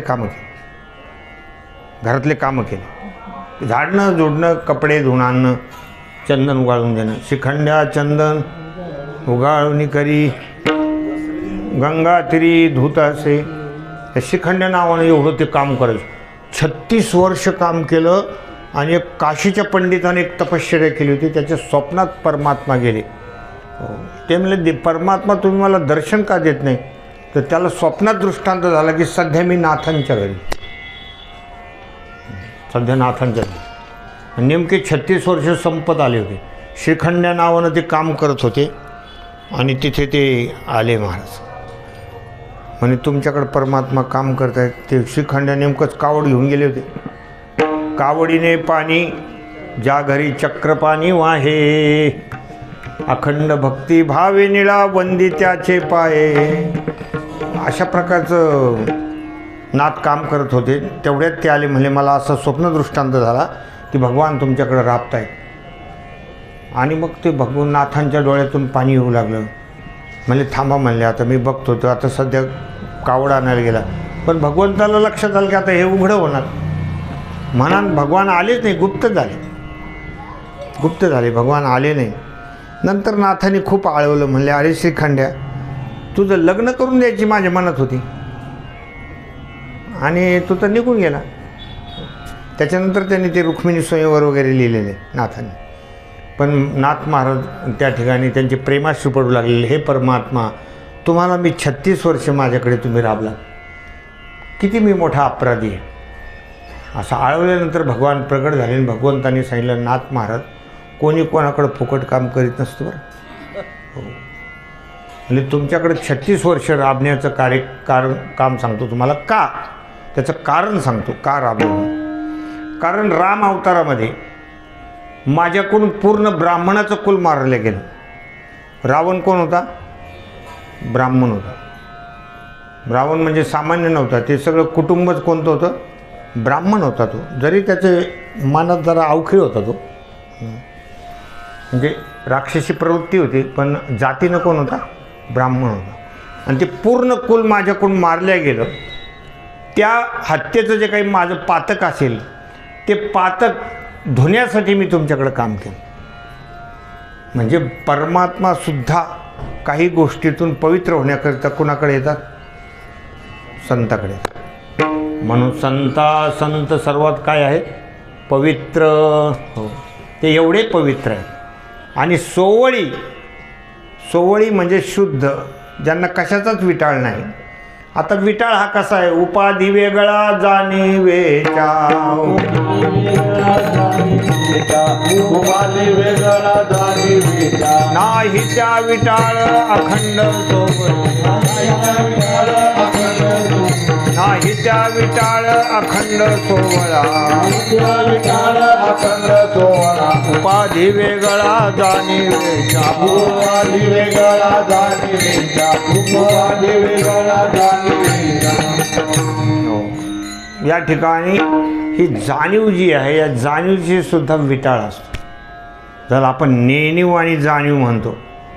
नेणीव म्हणजे मी देह आहे, याला नेणीव म्हणतात. अज्ञानीपणा आहे. या मरक्या देहाला मी म्हणणं, माझं म्हणणं हे अज्ञान आहे. मी देह म्हणणं हे काय आहे? अज्ञान आहे. त्या अज्ञानाचा सुद्धा विटाळ आहे. आणि त्याच्यानंतर मी ब्रह्म म्हणणं, अहम ब्रह्मास्मी म्हणणं हे सुद्धा एक प्रकारचा विटाळ आहे. त्याला जाणीवेचा विटाळ म्हणतात. मी जर ब्रह्म आहे तर तोंडानं म्हणायचं काय? सांगा बरं. मी ब्रह्म आहे ते तोंडाने म्हणायचं काय? आता हा छोट्या पोरगा जर म्हणायला लागला मी मुलगा आहे, मी मुलगा आहे, अरे आम्ही सगळे तुला मुलगा म्हणूनच पाहू राहिलो ना, आहे की नाही? मग तू स्वतः तोंडाने नाही मी मुलगा आहे, नाही मी मुलगा आहे. अरे आहेच ना बाबा. आहे म्हणल्यावर मानण्याची काय गरज आहे? मानण्याची गरज नाही. आणि जर तो तसा म्हणायला लागला तर लोक काय म्हणजे असा का बोल राहील, असा का बोलायला, असं होईल की नाही? त्याप्रमाणे नेणीव मी देह हे म्हणणं जसं विटाळ आहे, तसं मी ब्रह्म म्हणणं हा सुद्धा विटाळ आहे. याला जाणीवेचा विटाळ म्हणतात. तर हे महात्मा पुरुष एवढे पवित्र असतात, एवढे सोवळे असतात की ते कधीही त्या ठिकाणी ब्रह्मास्मी या वृत्तीच्या पलीकडे गेलेले असतात. या वृत्तीच्या पलीकडे गेलेले असतात. म्हणून ते खऱ्या अर्थानं सोवळे आहेत. खऱ्या अर्थानं. मग विषमद होऊन सांडविल्या, आता हे सोवळे झाले त्रिभुवन विषमद होऊन सांडलेले. सगळ्या प्रकारची विषमता निघून गेलेली असते. ब्रह्मी भाव प्राप्त झालेला असतो आणि त्या भावाचा अहंकार गेलेला असतो. आणि हे अहंकार जाणं हेच सगळ्यात पावित्र्य आहे. हे सगळ्या अर्थाने सोवळं म्हणतात याला. आणि ते कोण असतं तर ज्यांना परमात्मा जीवा पाळतो त्यांचं लक्षण सांगितलं. पवित्र, सोवळी, एकतीचं भूमंडळी. या भूमंडळामध्ये तेच पवित्र आहेत, तेच सोवळे आहेत. कोण? ज्यांचा आवडता देव, देव ज्यांचा आवडता देव, ज्यांचा आवडता देव, ज्यांचा आवडता देव, देव ज्यांचा आवडता देव, देव ज्यांचा आवडता देव, ज्यांचा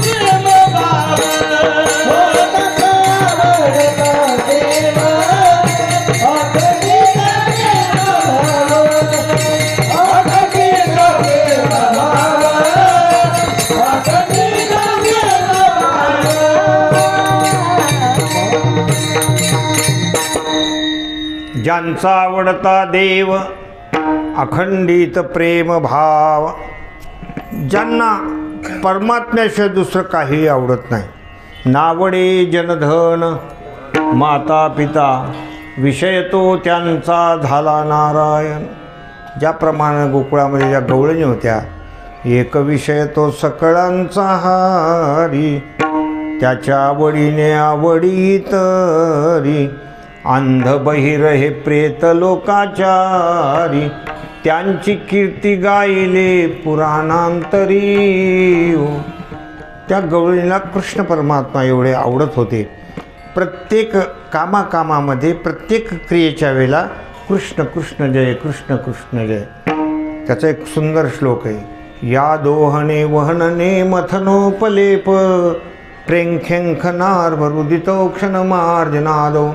गायन्ति मनुरक्त धियो श्रुकंठ्यो, धन्याव्रज स्त्रिय उरुक्रमचित्तयाना. त्यांना एवढी आवड होती की त्या आवडीपुढे त्यांना स्वर्गभोग तुच्छ वाटत होता. स्वर्गभोगतेही नलगती आसार, क्षणे होती जाती क्षणेची नैश्वर. येथे हरिसंगे क्रीडो निरंतर, सर्वही सुखाचे हा जोडला अगर हो. ज्यांचं भगवंतावर प्रेम आहे त्यांना काही आवडत नाही महाराज. ब्रह्मपद आणि इंद्रपद आणि कुठलंच आवडत नाही. पारमेष्ठ्यं न महेंद्रधिष्ठ्यं न सार्वभौमं नरसाधिपत्यं न योगसिद्धिरपुनर्भवं वा मय्यर्पितास्मेच्छति मद्गुणान्यं. वा, खूप सुंदर. न पारमेष्ठ्यं न महेंद्र, मला ब्रह्मपद आवडत नाही, इंद्रपद आवडत नाही, काही आवडत नाही. फक्त काय आवडतो? देव आवडतो. जगद्गुरु तुकोबारायांना छत्रपती शिवाजी महाराजांनी नजराणा पाठवला. आता महाराजांचा नजराणा म्हणलं तर काही मालच असेल ना त्याच्यामध्ये. महाराज स्वतः पाठवतात म्हणजे चांगलीच गोष्ट असेल ना ती. का असं थोडंच आहे तुम्ही जसं संक्रांतीच्या वाण्यात वाटतातच तसं थोडंच काही असेल. म्हणजे प्लास्टिकच्या डब्या, कुठं काही कुठं काही कुठं काही अशा प्रकार. हो, एका महिलेने ते लायटर वाटले राव.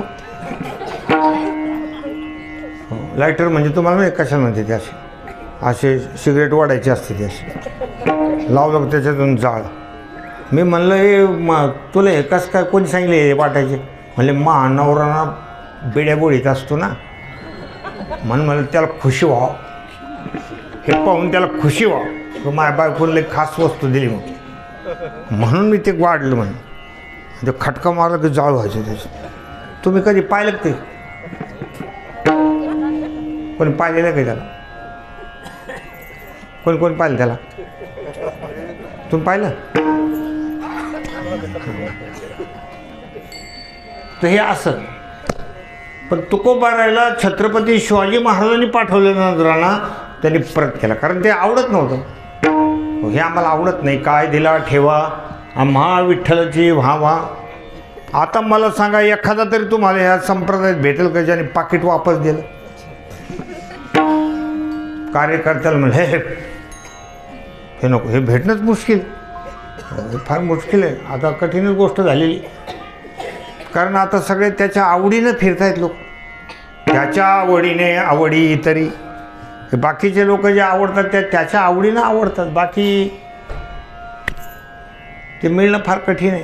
तुकोबाराने छत्रपती शिवाजी महाराजांचा नजराणा वापस करणं म्हणजे एवढी साधी गोष्ट नाही. एखादा दुसरा महाराज असता, महाराजाचा कसं काय अपमान करता येईल? त्यांनी पाठविलेलं आहे. अजून दुसरं कारण, आलेली लक्ष्मी कशाला डावलायची, असे विचार केले असते. पण तुकोबाराला ती गोष्ट आवडत नव्हती. त्याचं कारण त्यांना परमात्मा आवडतो. ज्यांचं नितांत प्रेम भगवंतावर, त्याला कशाचीच गरज राहत नाही जीवनामध्ये, कशाचीच गरज राहत नाही. आणि ज्याला इतर गोष्टीवर प्रेम आहे त्याला देव आवडत नाही, असं ते गणित आहे. एका म्यानात दोन तलवारी बसत नाही. ज्याला इतर गोष्टी वाटतात ते फक्त त्या ठिकाणी भक्तीचं सोंग उभं केलेलं आहे. पण ज्याला खरी अंतःकरणातून ज्याची भक्ती आहे त्याला इतर गोष्टीच गोष्ट जगामध्ये आवडत नाही. म्हणून हे फार ज्यांचा आवडता देव, मग ज्यांना देवच आवडतो. अखंडित प्रेमभाव.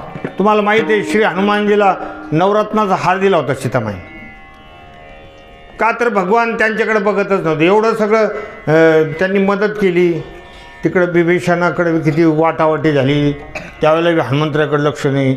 अयोध्येला ज्यावेळेला भगवान आले, सगळ्यांना रवाना करायच्या वेळेला सुग्रीवाला यांना त्यांना कुठे कपडे लत्ते अमुक तमुक सगळं दिलं, पण यांच्याकडे ध्यानच नाही. हनुमंतराकडे हाणं सीतामाईला वाटलं ज्यांनी मोलाचं काम केलेलं आहे, ज्यांनी खास कामगिरी केली त्यांच्याकडे ध्यानच नाही यांचं. म्हणले प्रभू तुम्ही त्यांना काहीच देत नाही, त्याला द्यायला माझ्याकडे काहीच नाही, त्याला देण्यासाठी माझ्याकडे तसं काहीच नाही. उलट मी त्याचा ऋणी आहे, आणि मी असा ऋण आहे की मी त्याच्या नजराला नजरसुद्धा लावू शकत नाही, एवढा मी त्या हनुमंतरायाचा ऋणी. काय भरत भाई कपिशे उरी ना म्हणा, असं ते प्रेम. शेवटी सीतामाईला नाही राहलं गेलं, ते नवरत्नाचा हार दिला. अनमोल रत्न होते ते, आणि तो हार बक्षीस म्हणून दिला. हनुमंतराय झाडावर जाऊन बसले आणि ते असे कडाक्कड फोडायला लागले. ते असे पृथ्वी मोलाचे रत्न असे दाताने कडाक्कड फोडायला लागले. ते हनुमंतरायाचे दात आहेत, ते काय आपले थोडेसे आर्टिफिशियल बसलेले, असे खिळखिळे झालेले, हलू राहिले, कोणीतरी डॉक्टरकडून बसून आणलेले.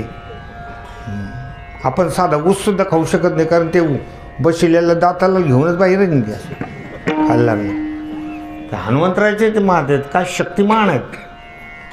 अतुलित बल धामम, कडाक्कड फोडून फेकून दिले ते रत्न. सीतामाईला वाटलं जे प्रभू करत होते तेच बरोबर आहे, हे काही तसं काही द्यायच्या लायकीचं दिसत नाही. म्हणजे अरे हनुमंतराय तुम्ही एवढं अनमोल रत्न तुम्ही फोडू टाकून आले, नेमकं काय चाललं आहे हा कार्यक्रम? फार अनमोल रत्न आहे ते, पृथ्वी मोलाचे रत्न आहेत. म्हणले माई मी त्याच्यात बघतोय की राम आहे का, ते फोडून पाहतो, ज्याच्यात मला राम दिसत नाही ते फेकून देतो. मला काय करायचं, कारण मला बाकी कशाचीच किंमत नाही, कशाची आवड नाही. मला फक्त कशाची आवड आहे, फक्त रामप्रभूची आवड. ते त्याच्यात मला दिसतं का, नाही दिसलं तर काय करायचं? सीतामाईला राग आला, ते म्हणले मग तुझ्यात तरी आहे का राम? मग हनुमंतरायला ते सहन नाही झालं ना, माझ्यात. आणि लगेच छाती विदीर्ण करून दाखवली. नुसते राम नाही दिसले, राम पंचायतन होता आतमध्ये. याला म्हणतात ज्यांचा आवडता त्यांना दुसरं काही आवडत नाही. अखंडित प्रेमभाव, अखंडित, त्याला खंडच नाही, सातत्यानं, सतत श्रीराम जय राम जय जय राम, सतत हनुमंतरायाचं हे नामस्मरण आहे. असं ज्यांचं आहे ते पवित्र असतात, तेच खरे सोहळे असतात. आणि आता तिसऱ्या कडव्यामध्ये महाराज सांगतायत की खऱ्या अर्थानं तेच धनवान आहेत, खऱ्या अर्थानं वृत्तीची श्रीमंती, सगळीच गोष्टी त्यांच्याकडे आहे, असं तिसऱ्या कडव्यामध्ये वर्णन आहे. तीच भाग्यवंते भाग्यवंते, तीच भाग्यवंते, तीच भाग्यवंते, तीच भाग्यवंते, तीच भाग्यवंते, तीच भाग्यवंते, हीच भाग्यवंते, हीच भाग्यवंते.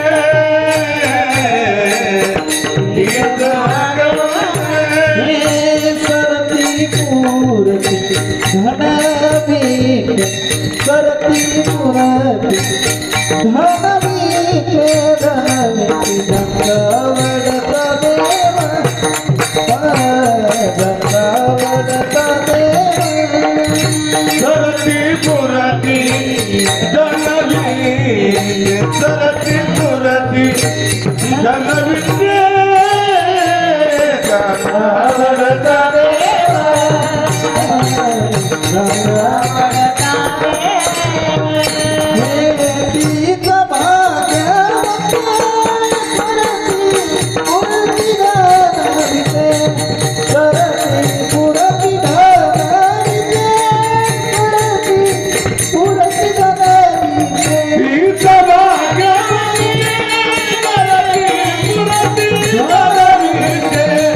सरती पुरती धनवी, सरती पुरती धनवी, सरती पुरती धनवी.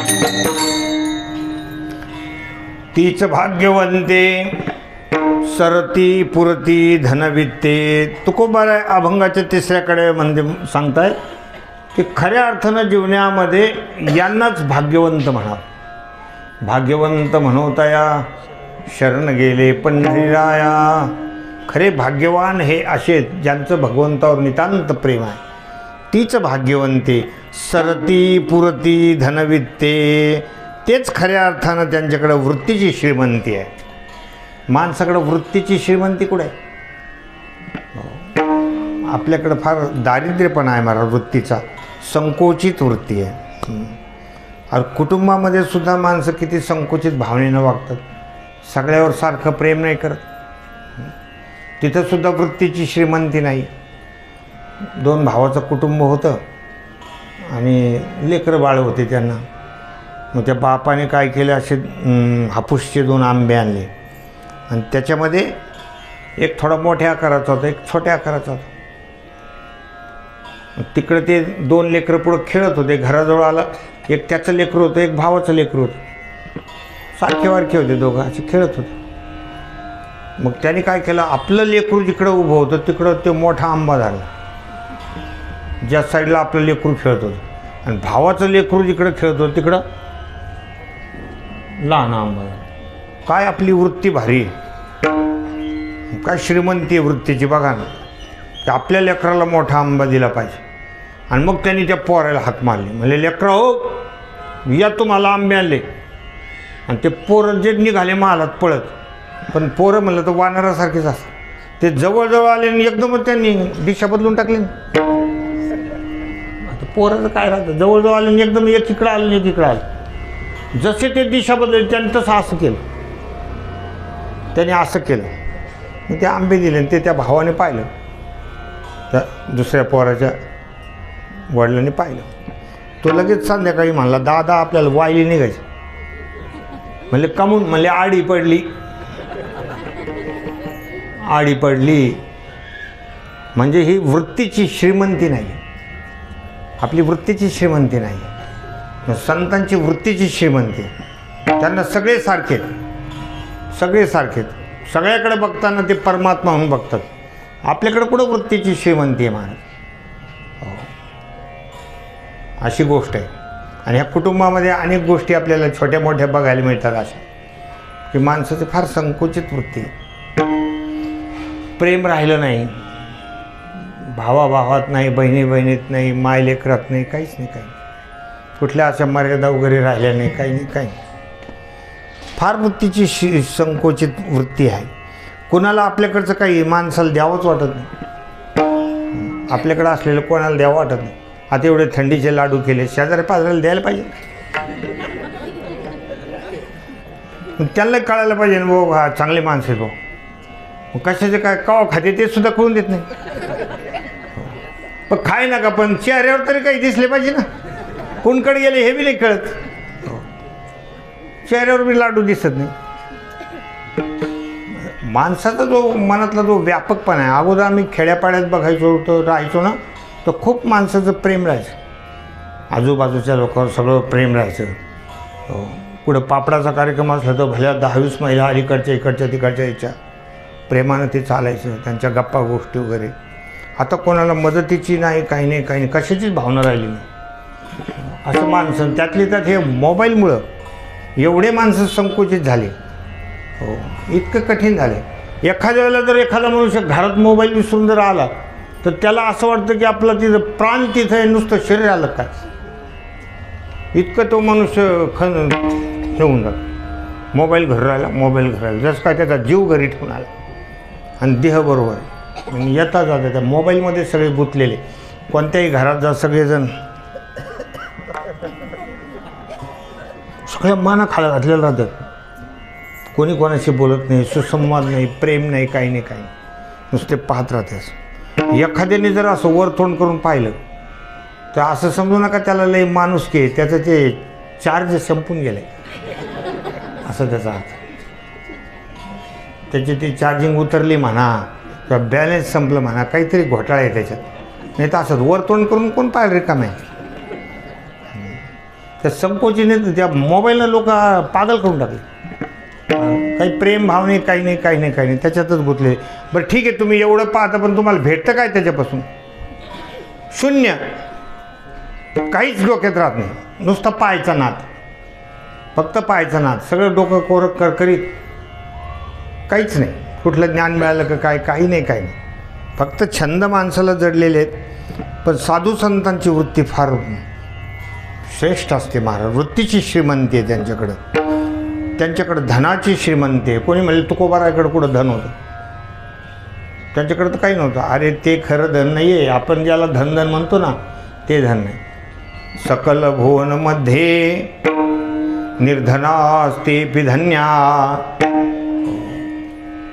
हरिरपि निजलोकं सर्वथा तं विहाय प्रविशति हृदयेषां भक्तिसूत्रोपनद्ध सकल भुवनमध्ये निर्धनास्तेऽपि धन्या. ते खरे सगळ्या भुवनामध्ये निर्धन माणसंसुद्धा धनवान आहेत, की ज्यांच्याकडे भगवन नामाचं धन आहे. प्रविशती परमात्मा त्यांच्या हृदयामध्ये आहे, म्हणून खऱ्या अर्थानं ते धन आहे. हे परमार्थ महाधन हे त्यांना भेटलेलं असतं, म्हणून सगळ्या याच्यामध्ये ते धनवान, तेच खऱ्या अर्थानं जमीनदार आहे. कोणी म्हणलेलं असं कसं बोलताय तुम्ही? त्यांच्याकडे काय जमीन होती? ज्ञानोबाराकडे कोणते 10-5 एकर होतं का काय? 100 एकर होतं. आता हजारो एकरवाले लोक आहेत, मोठे मोठे श्रीमंत, आणि तुम्ही त्यांना जमीनदार म्हणता. तेच खरे जमीनदार आहे. हे विश्वची माझे घर, ऐशी मती जयाची स्थिर किंबहुना चराचर आपणची झाला. बोला आता, एवढी जमीन कोणाकडे आहे? हे विश्वची माझे घर, पूर्ण विश्व माझंच आहे, सगळं ब्रह्मांड माझंच आहे, म्हणून हेच खऱ्या अर्थानं जमीनदार आहेत. बाकी असं 100-200 एकरवाला खरा नाही. त्या एकराच्या याच्यावर काही कुटाने करीत असतो. जमीनदार लोक कोणाला काही त्रास देत राहते, कोणाला काही करत असतो श्रीमंतीच्या बळावर. पण यांची खरी श्रीमंती हेच खरे जमीनदार आहेत. यांच्याकडेच खऱ्या अर्थानं शुद्ध द्रव्य आहे, म्हणून तीच भाग्यवंते सरती पुरती धनवित्ते. कोण तर ज्यांचा आवडता देव अखंडित प्रेम भाव विठोबा रखुमा. जय विठोबा रखुमा, जय विठोबा रखुमा, जय विठोबा रखुमा, जय जय विठोबा रखुमा, जय विठोबा रखुमा, विठोबा रखुमा, विठोबा रखुमा, विठोबा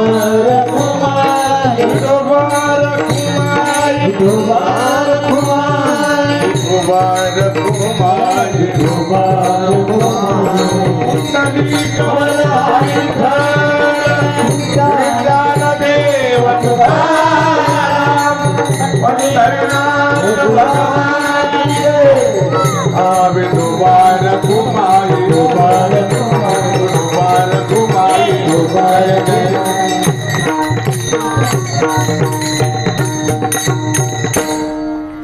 बघून घे बरे.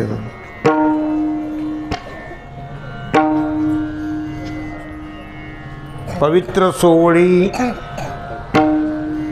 एकतीच भूमंडळी, ज्यांचा आवडता देव अखंडित प्रेम भाव, तीच भाग्यवंते सरती पुरती धनवित्ते. तुका म्हणे देवा त्यांची केल्या पावे सेवा.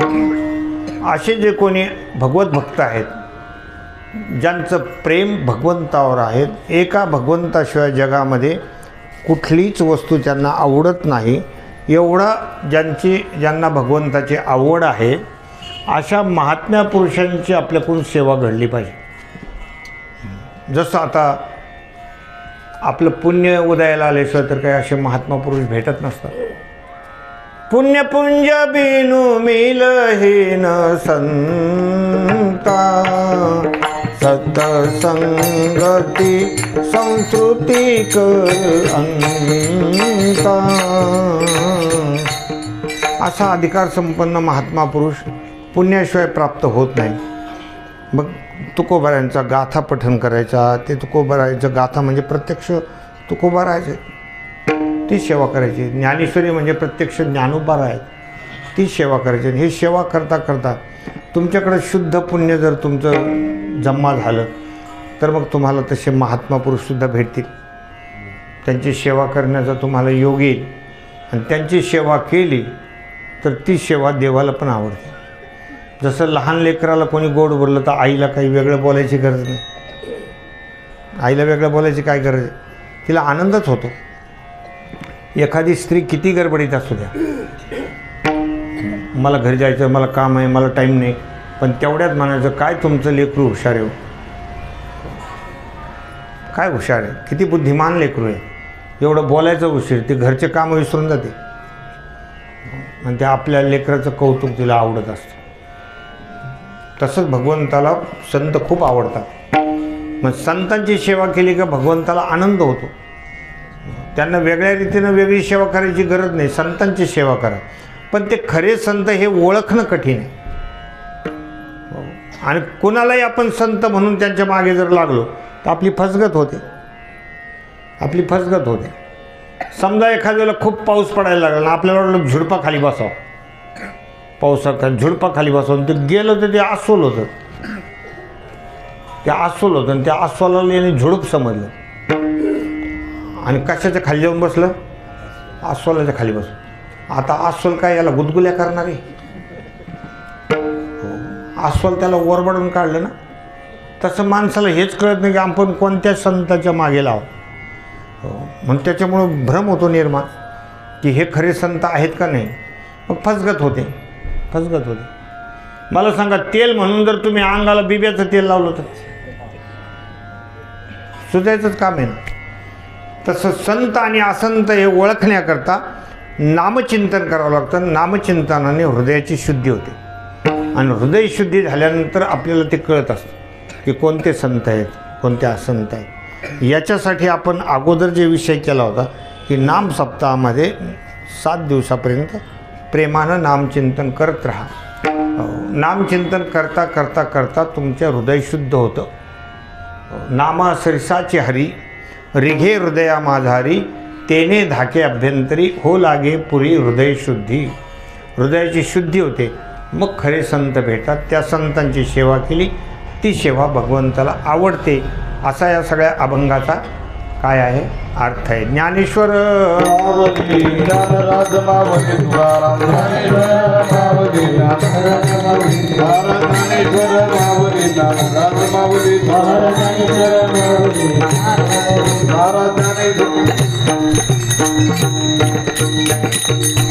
मागच्या वर्षीसुद्धा इथे सेवेचा योग आला होता, याही वर्षी आलो. उद्या आमच्या चिरंजीवाचं कीर्तन आहे इथे. आमचं चिरंजीव पण आलेले आहेत, ज्ञानेश्वर नाव आहे त्याचं. हे मुलाला असं चिरंजीव का लिहितात हेच मला. आता लग्न कार्यामध्ये ची शब्द लिहितात.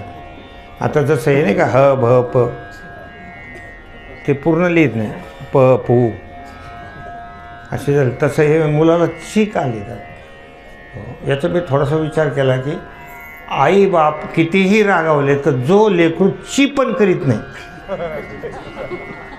त्याला म्हणायचं काय, चिरंजीव. त्याला ची लिहायचं. जर का ते परत परत बोलत असलं मग त्याला तुम्ही ठबका लिहायचं. हो, तर ते चिरंजीवाचं कीर्तन आहे. पुढे आमचा नातू पण आलेला आहे. हा नातू थोडा जास्त भारी कार्यक्रम झालेला आहे त्याचा. त्याचं वय कमी आहे, 11 वर्षाचं वय आहे, पण त्याच्या 2500 श्लोक पाठ आहेत. त्याच्यामुळं ते काहीतरी मागच्या जन्माचा काही साठा असतो, मागचा एखादा जीवात्मा असतो, त्याने मागच्या जन्मात केलेलं असतं आणि भगवान ते देतात. आम्ही आमच्या घरामध्ये 8 महिने नाथ भागवत सांगितलं होतं आणि त्याचंच काहीतरी नाथांनी प्रसाद दिला. योगायोगानं त्याचं नावसुद्धा नाथच आहे, नाथ नाव आहे त्याचं. आणि नाथ असल्यामुळे एकनाथी भागवत त्याचे सगळे श्लोक पाठ आहेत. म्हणजे नाथ नावाला शोभा आली ना. हो, नाथ नावाला काय आली, शोभा आली. आपलं जसं नाव आहे तसं जर आपलं वर्तन असलं तर ते नाव शोभून दिसतं. काय तर म्हणले, नाव शांताबाईन भांडायला दिवस पुरत नाही, त्या नावाची शोभा जाते ना. एका माणसानं 3रे लग्न केलं, त्याचे बाशिंग बांधले गेलं. म्हणलं तो काय नाव, म्हणले बजरंग. तर नावाची शोभा गेली ना. तसं नाव असं आपल्याला शोभून दिसलं पाहिजे. असो आपली यथामती सेवा करण्याचा या ठिकाणी प्रयत्न केलेला आहे. काही अभंगाच्यामध्ये फार मोठे अर्थ आहेत. थोडक्यात आपण वेळेच्या मर्यादेमध्ये हे सगळं सांगितलेलं आहे. याच्यातून सगळ्यांनी एकच घ्यायचं की आपल्या या जीवनामध्ये आपल्याला नामचिंतन करता करता ते प्रेम प्राप्त झालं पाहिजे. एवढा उद्देश ठेवायचा. हे जर त्यांनी ठेवलं तर त्याचं कल्याण होतं. बरेच वेळेला असं कधी घडेल की एखाद्याला ऐकणाऱ्याचा उद्धार होऊ शकतो. सांगणारे लोक नुसतं सांगत राहतात, पण त्यांच्या अंतःकरणामध्ये वेगळाच विषयाचं प्रेम असतं. त्यांच्या अंतःकरणामध्ये भगवंताविषयी प्रेम नसतं. पण कधीकधी ऐकणाऱ्याचा सुद्धा उद्धार होऊ शकतो, एखाद्याला अधिकार प्राप्त होऊ शकतो. म्हणून मनुष्यानं या जीवनामध्ये जागं व्हायचं. जेवढं घडेल तेवढं नामस्मरण करत राहायचं. हृदयशुद्धी होते. भगवान तुम्हाला त्या ठिकाणी सद्गुरूची भेट घालून देतात, त्यांची सेवा कळते आणि जीवन कृतकृत्य होऊन जातं. विठ्ठल जय जय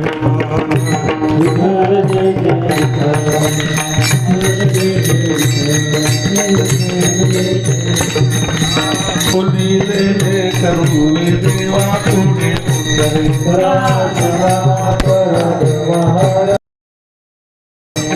नाही विचारिला अधिकार मी आपला